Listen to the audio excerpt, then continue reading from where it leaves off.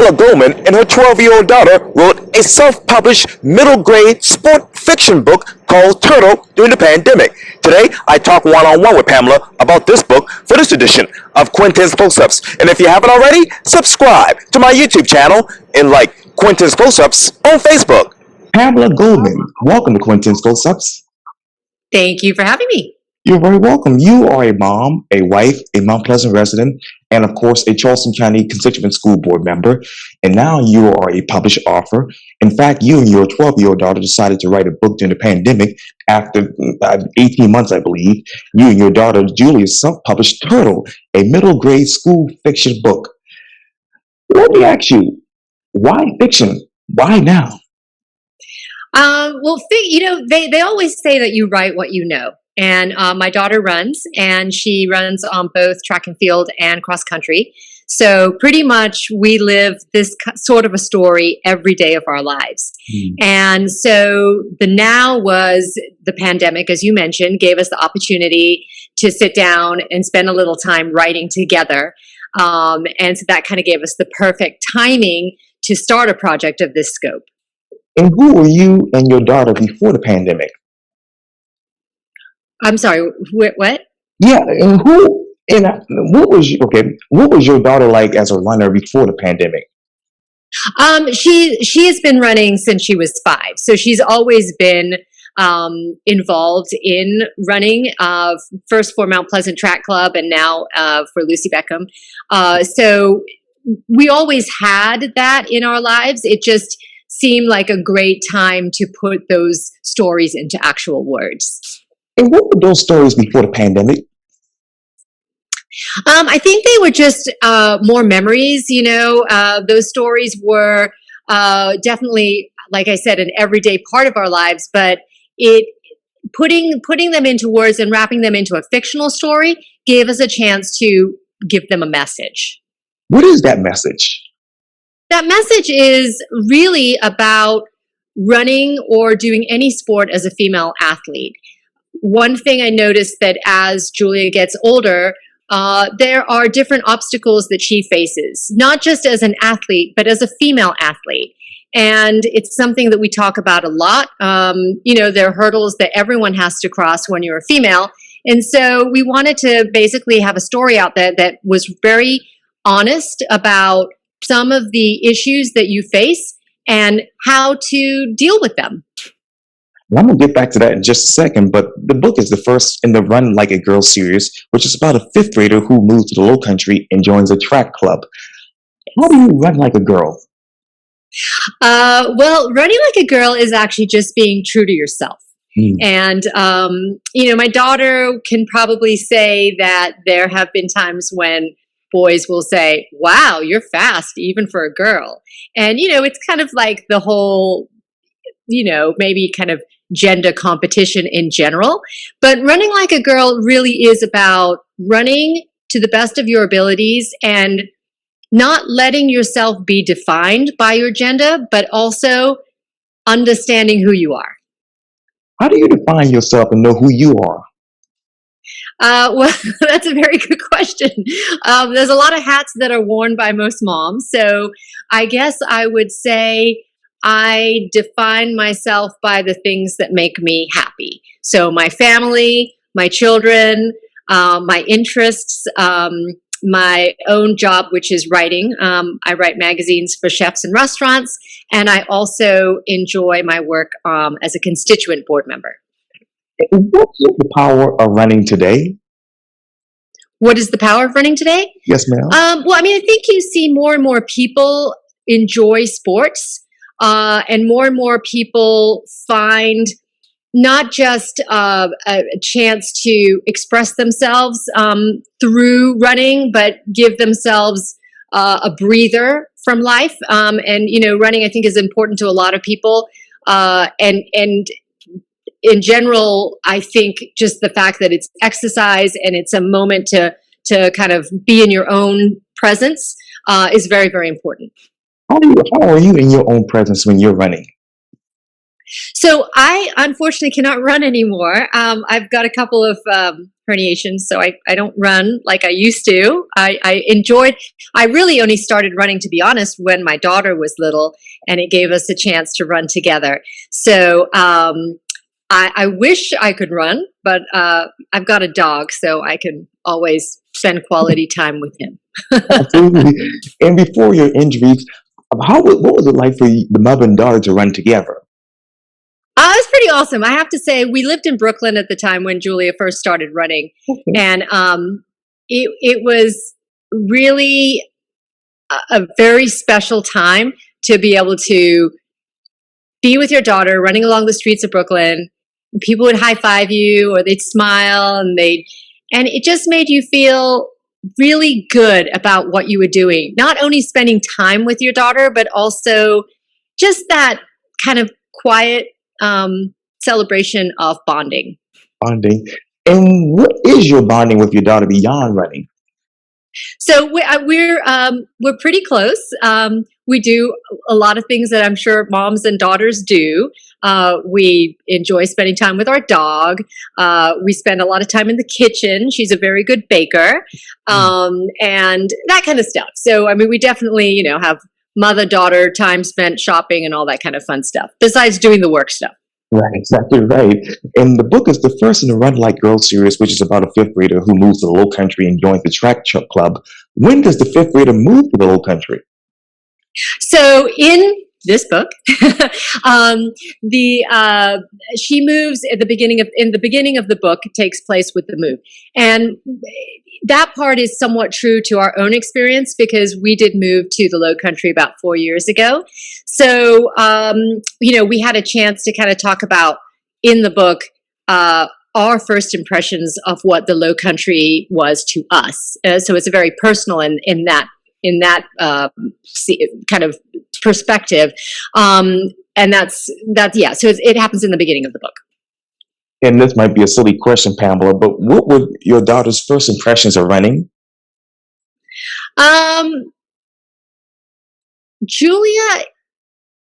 When Julia enjoys something, she really puts 100% into it, and she just really took to running from the very, very beginning. So it's interesting. I don't know if I know what her first impressions are, but I would say that if she didn't enjoy it, she wouldn't be doing it. Right, exactly right. When did the fifth grader learn about the track club here in the Lowcountry? So in the book, and again, it is fiction, but Yes. based on a lot of true stories. In the book, it is through a friend's grandmother that she finds out about the track club. The grandmother actually runs the track club. And the track club is based on Mount Pleasant Track Club, who is run by a fantastic woman called Tammy Dennis. And Tammy is the grandmother of someone who goes to the fictional school that the story is based after. So there's a very, very real parallel there. Yes, indeed. And how is this particular girl taken as far as being at that particular school? How is she celebrated? How is she welcomed? She is, so obviously because it is fiction, we had to have some kind of drama. Right. So we do have the drama of fitting into a new school. And so it's not a particularly easy transition for her at first. And the idea was really that when she joins the track club is when she finds her crowd, her village, her group of people that she has something in common with that I think is really important. And one of the aspects of any sport that we wanted to celebrate, which is that when you are with like-minded people, you can get a bond that you just can't find anywhere else. So when did that village actually begin their bond? So in the book, it begins when the main character, Emma, joins this fictitious track club, which we call North Point Track Club. And North Point, of course, was the original name for Mount Pleasant back in the many, many, many years ago. Yeah. And so it is when she joins and has that experience of getting to know the other girls on the team that she realizes that she's got that bond. And of course, North Point, as everybody knows right now, has their own little neighborhood there on Ben Sawyer right across from Publix. So that's amazing to see all the time. But I know that you and Julia have been running competitively since Julia was 5 years old. How has running changed your family? I think, as most families will tell you, especially in the years of middle school to high school, that your family dynamic, you base your weekends around track meets. So it's changed us the same way that my son, who plays trombone, changed our family, because we spend a lot of time going to concerts and listening to music. We do the same thing with the running. So what I really love about it is, and you'll see this in any sport, is families who come to support their children. There's a really great camaraderie among the families, among the parents, and among the children.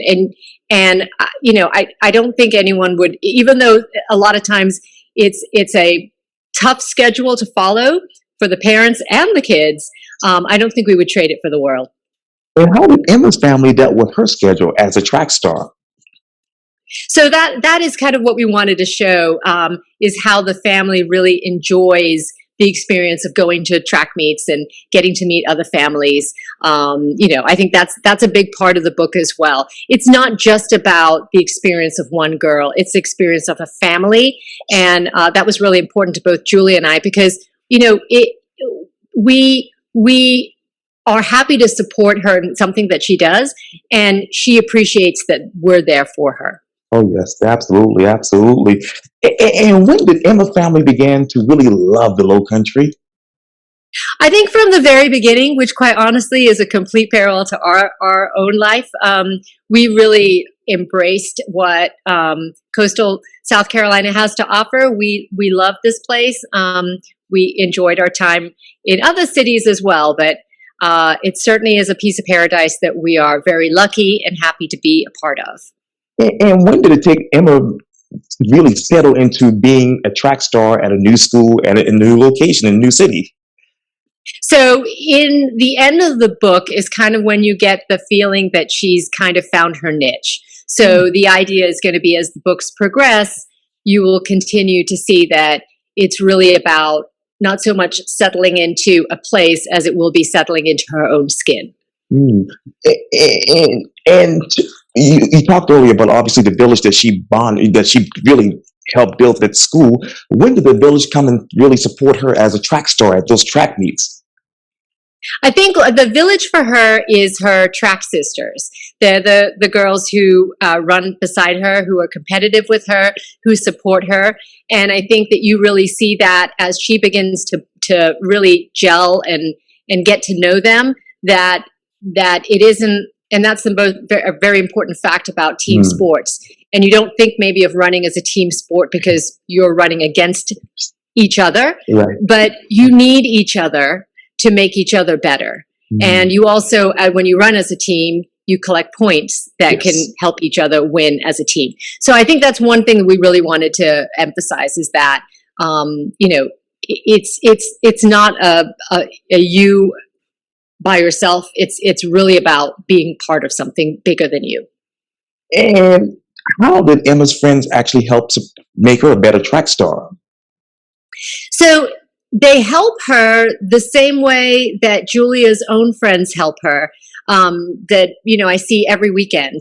Sometimes you run against your best friends and they push you to be better. So I think they bring out the best in you. And I think that's what true friends do and true competitors do. And when you have that combination together, it's really powerful. Yeah. And how did Emma separate the friendship from competitiveness? I think that is something that you don't see in the first book, but you will see in subsequent books, because that is also a maturity aspect of running. And again, I see it every weekend on the track, myself. But it's easy to do. The girls are all highly competitive, and even if Julia doesn't know somebody from a different team, after a race, they all embrace, they all hug, they all say a kind word to each other, they all congratulations, give each other, kind of like a little support, and it's really nice. It really is nice. And what is that support for Emma outside of school and family and friends? So I think that, again, a big part of the book, as I mentioned, is really about the family unit. So outside of track, she's got her family. Outside of school, she's got track. So it's all, kind of interconnected. Yes, absolutely. And I know you said the goal of the book series is to encourage female athletes to stay in sports by tackling unique issues that is they deal with head on. How do you stay in sports when you have to deal with these unique issues? I think it's like anything. You just have to persevere. You have to focus on what's important to you. I think that if you know that you're not alone, that makes it a lot easier. And that was a big part of the message of this book too, is that, things that you deal with, physical, mental hurdles are what we all go through, what every athlete goes through. And that if you find like-minded people who are going through the same thing, it makes it a little easier to tackle. How does Emma resembles Julia? How? Well, they definitely, we use the stories and the memories, and they're very real. So a lot of the things that happen to Emma in the story, for example, breaking her toe right before track season, all of those things happen to Julia. So they were very, very easy to write. I think the similarities between the two characters are really the love of running, or the love of run. In Emma's character, she's a new runner, while Julia obviously has been a runner for many years. So that was the big difference. But really, I think the similarity is that they both understand that being on a track gives you the chance to be in a world with, like I said, like-minded people, and to allow yourself to be the best version of yourself. And this is redundant, Pamela, but who is Emma on the track? Emma is the book Turtle. The name of the book Turtle comes from obviously we love the idea of an iconic creature that very much speaks to what the Lowcountry is about. And a turtle is an animal that is slow on the ground, but is fast moving and agile in the water. And for Emma, when she is in her element, when she is in her water, which is on the track, she is agile and she is able to come out of herself and be the person that she wants to be. So that's who Emma is on the track. Emma want to be? I think she just wants to be a 10-year-old that, like everybody else, who is accepted by their friends, who finds something that they're good at, that, fights with their brother, because in it she has a brother, which is very much like Julia's own relationship with her own sibling. So, I mean, she's just, it's really, there isn't anything too extraordinary about what she wants to be. She just wants to be happy. And that's what we really want for all our children. And I know that Emma had some fighting with her brother, like we all really do. How do they come together to support, obviously the family and Emma? So, I will say that what we did in the book is something that we do at home, and that is the dining room table at our own house is a very important part of our daily lives. We eat together, I would say 95% of the time, and we talk about a lot. And in the book, we make the dining room table a chance for all the family members to weigh in on subjects, to, sometimes comical, sometimes serious. But it really is about the family unit and people being able to talk to each other. And it kind of ties a little bit into being a constituent board member. We see a lot of discipline cases. We see a lot of students. And we really want, at the end of the day, kids to understand that there's someone that they can talk to, and we want those kids to be able to talk to their own families, their own parents, their own dining room conversations. So that was kind of maybe a little bit of my own projection on what I would like families to remember that is a very important part. Having a family unit, being able to have transparent conversations is very important. And what were those dinner conversations with Emma and her family? So they range from everything from conversations about what's happening at school to what's happening on the track. So a little bit of everything. And like I said, we throw in some comical moments as well. So what do those comical moments stand out that say, "Hey, this is just like Julia"? Well, it's more about sadly, my son might yell at me for this, but we did kind of use him a little bit at our own expense and create some kind of comical. He was the comical relief, or his fictional character is the comical relief in the story, in the family unit story. In family union story. So how is the family after Emma really leaves high school? So we don't know yet because, and that's a very good question, because this book only really deals with that first year. So the idea is that each book will deal with a different grade and kind of watch her grow up and watch her family evolve as well, because, you know, there's going to be issues that they're going to have to deal with that are, you know, sometimes bigger than all of us, but they will tackle it together. And how did she grow after that first year? Emma, that is. I think we're going to see, and again, right now, you know, as we're in between the first book and the second book, it's the book ends with her heading into summertime. So as we know, for most children, summertime is a really big chance to it's a growing period, not just physically but mentally. So it'll be interesting to see what kind of Emma we get in the second book when she gets back to school. And I know I'm probably going ahead of myself once again, but how does Emma prepare for that growth? I don't know if you prepare for it as much as you accept it, right? I mean, we are all growing and evolving all the time, even as adults.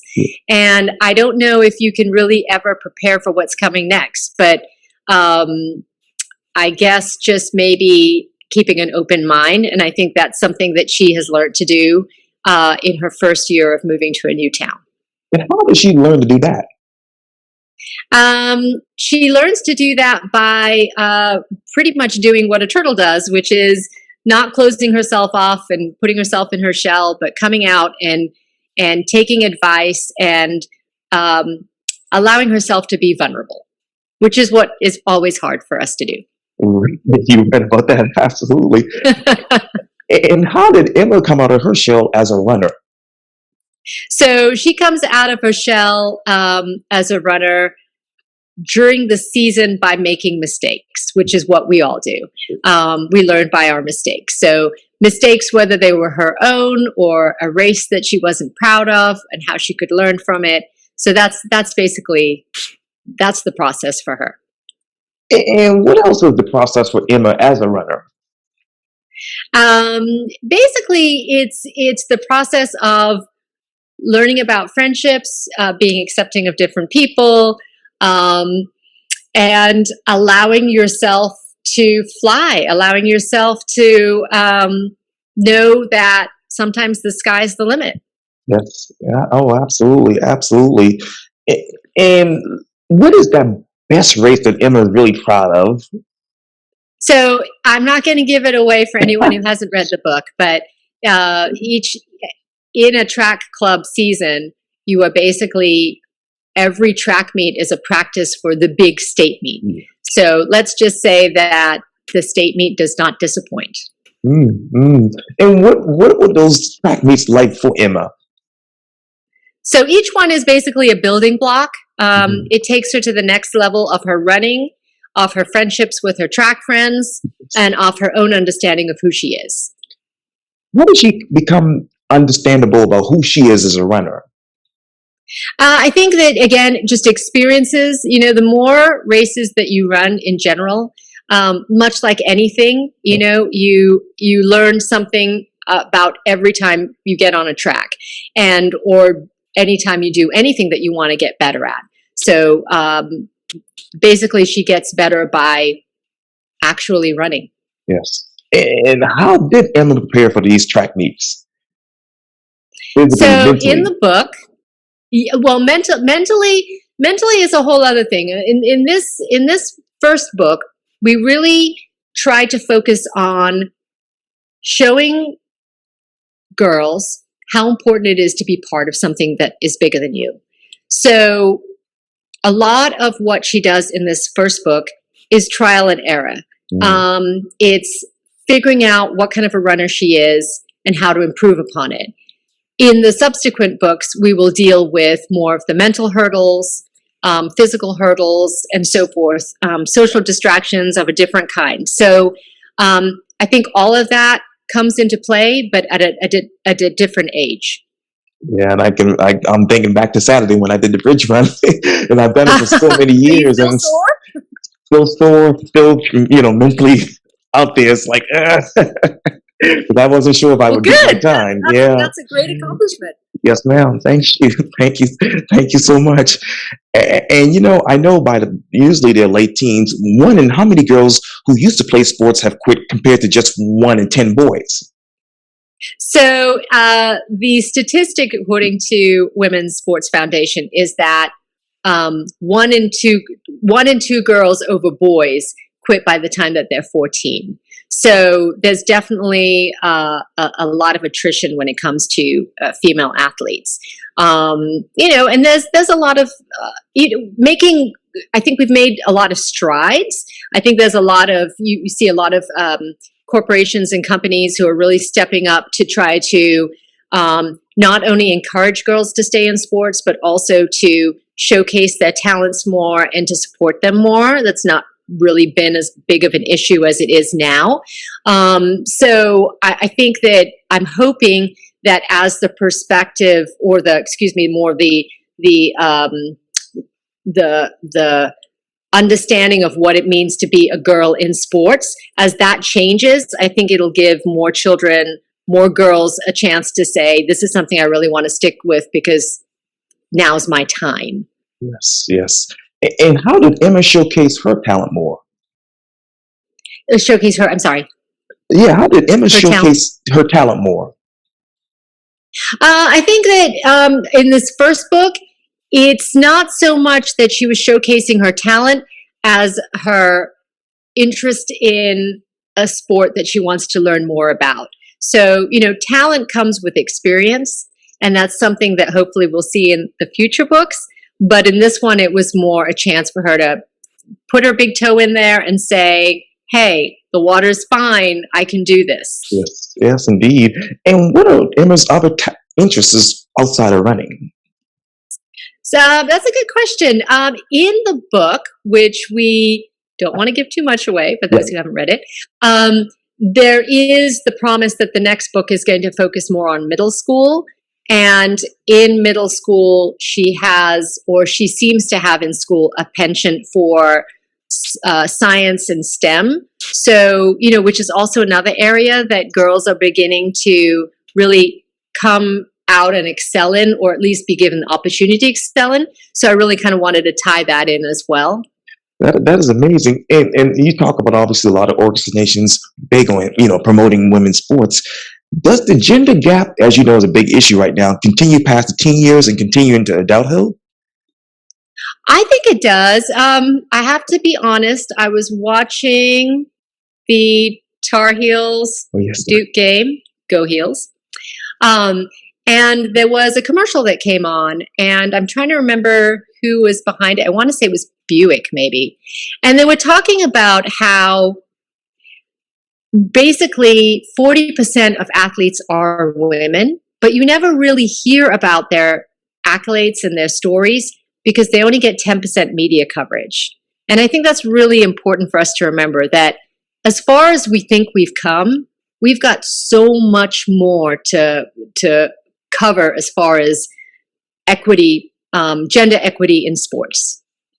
Are girls in homes with household incomes over, say, $100,000 likely more to participate in sports?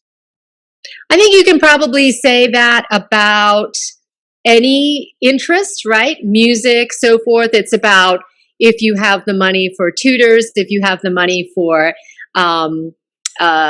equipment. And when it comes to sports, if you have the money for everything from tennis shoes on. And so that brings up a very good point, which is that a lot of what we do with this book, what we've been trying to do with Turtle, is sell it with the idea that book sales will profit female athletes. Yeah. So during the first couple of months, we sold the book, and all profits went to Mount Pleasant Track Club to help some female athletes with travel costs and so forth. So the idea being that we really do want to give back to a community that we've gotten so much out of. We really appreciate that. We're working with Girls on the Run, which is a female organization, a female empowerment organization for young ladies in elementary and middle school years. And so, again, giving back, because yes, I agree, not everyone can afford a sport. And it might not seem that it's a lot. It's just a pair of running shoes, maybe. But you've still got to get to meets. You've still got, sometimes those meets are far away, and you've got to get a hotel room. Yeah. You've got to have transportation to get there, meals, and so forth. So there is definitely expense. Absolutely. And how did her family, Emma's family, help her with those particular expenses? Well, in the book, we really don't get into the detail of that, because a lot of the track meets are pretty much, well, actually, there are a few that she has to stay at a hotel. But that is something that will be addressed in future books. Wow. And who did Emma look up to as far as a, relevant, running athlete? That's a good question. We didn't give her like a running icon to look up to. And I think that also is because when she got into running, it was kind of by happenstance. Yes. So it wasn't, I think it's a difference than, a child going, oh, I love such and such basketball star or such and such a football star. I think that again comes with experience and getting to, I think that's something that will be addressed in future books. And what is Emma's favorite running shoes? I like New Balance. Well, it's funny. You have to kind of be careful on, endorsements and so forth in books. So in the book, she does go to her favorite running store, which we call Fast Feet, which you could maybe think of as a Fleet Feet. Right. But we didn't get into the brands of shoes yet. But that, again, will be tackled in a future book, because the point of wearing the right running shoes is really, really important for a runner. Oh, absolutely. Everyone's different. Everyone's different. You were right about that. And let me ask you, your daughter Julia, who does she look up to as a running idol? As far as a running idol, I should say. That's a good question. I also don't know if she can answer that question for you. I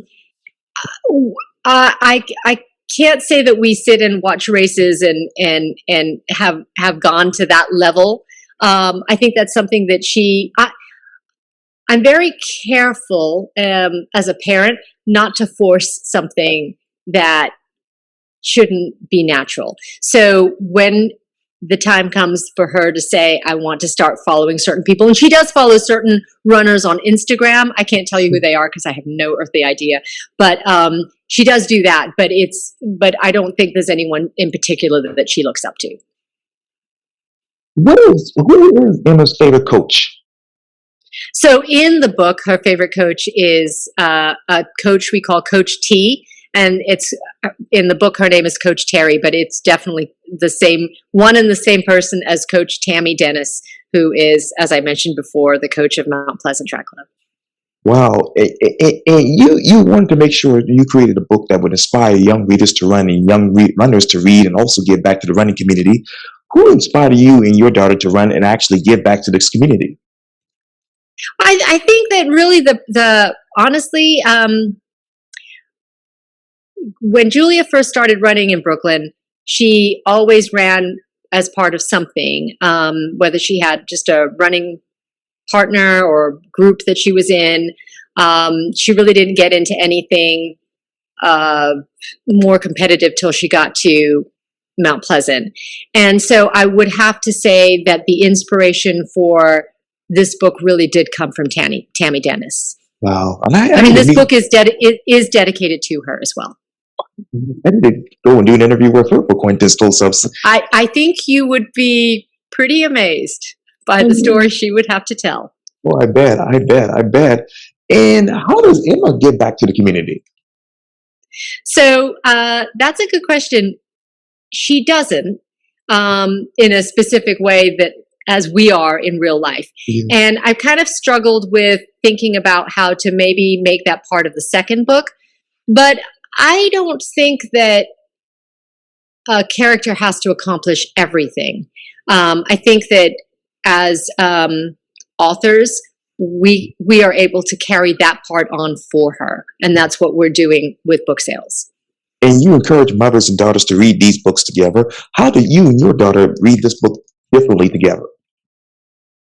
So we for this particular book, we definitely, you know, in writing it and collaborating together, it was you know, a very particular process of just really I would write a little bit and we would go back over it together, and she would kind of point out the things that she thought I got wrong, because I would get them wrong. I wasn't her age, so I have to remember to be in her brain, try to be in her brain. Right. In particular, we have read books together, and I think it's sweet, and it's also kind of cool to get two different perspectives of a same book from two different generations. If you were Julia's age right now, how would you write this book differently? I don't know if I could write it any differently. I mean, it would also depend on my experiences, but I think that this book is so true to her experiences that it really is the perfect representation of who she is as a person and as a runner. And I was never that accomplished at the age of 12. You know, she is an all-American runner. She has so many amazing accomplishments that she's done. So if I was her age, I probably couldn't write this book because I would not be at all in the same realm as her. Wow. In Emma's first year, obviously, what were her accomplishments as a track star? So I think her accomplishment, like I said before, it's not so much the winning or the losing, it's figuring out who you are, which I think is what every kind of coming of age book is about, right? So, and the fact that she was able to accomplish it on the track makes it a story about running. Wow. What does running mean to you these days? Running means, well, for me, now I'm a spectator. Yeah. So I can live vicariously through my Right. daughter and through my daughter's friends. So running is a spectator sport for me at this point. Mm. And how did Emma's family better understand track after after their daughter was so successful at it? So I think it is the same as I think a lot of families who start off. You know, I remember again, even my son playing baseball when in his younger years, and the idea that you get a fully immersed experience by being part of a family that's a soccer family or a track family or a basketball family or whatever family. Yeah. And how did Emma support her brother in his endeavors? Well, that also I think will come out more in the second book. In the first one, he too has a parallel to my own son in that in the book he is a musician. So I think that will come out a little bit more as the books progress. Well, that's just amazing. Well, Pamela Goldman, thank you so much for your time, and again, welcome to Quintin's Full Substance. Thank you very much. I appreciate it, Quintin. As always, a pleasure to see you. Yeah, likewise.